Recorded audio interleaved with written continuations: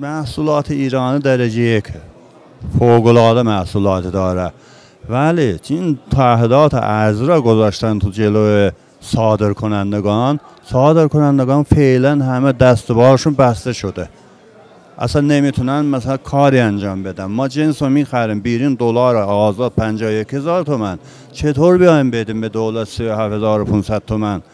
یعنی نمیشه، چه همون درجا داریم ضرر میکنیم و به رقابت میکنیم با کشورهای مثلا ترکیه، ازبکستان اینا.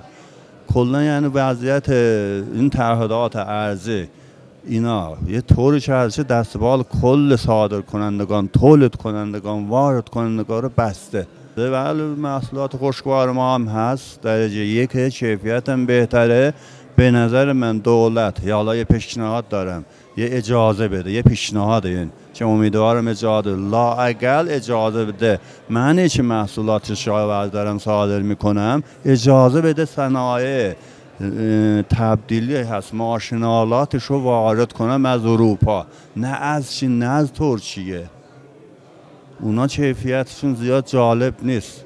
خب بعد یا مواد اولیه‌اش رو وارد کنیم، لااقل این کارو بکنن. والله اینطوری نمیشه، چه دستبال ما کلا بسته است، همه کارتا تعلیق شدن، همه صادر کنندگان همینطوری موندن. بعد خواهش از دولت دارم که این تعهدات از یه سره دیگه تشریفش رو روشن کنه، یه سره بجن که دیگه باید بدین، امکان نده باید بدین، یا هم یه سره بجه مثلا حالا یه برنامه گفتن که برداره من 100% گلدن دلار اون تعهد ارزی رو برداره، صادر کننده بیا بیرون دلار آزاد بفروشه، من 100% گل میدم، اتوماتیک بار دلار قیمتش میاد پایین، تشنیرخ کنه بهتره.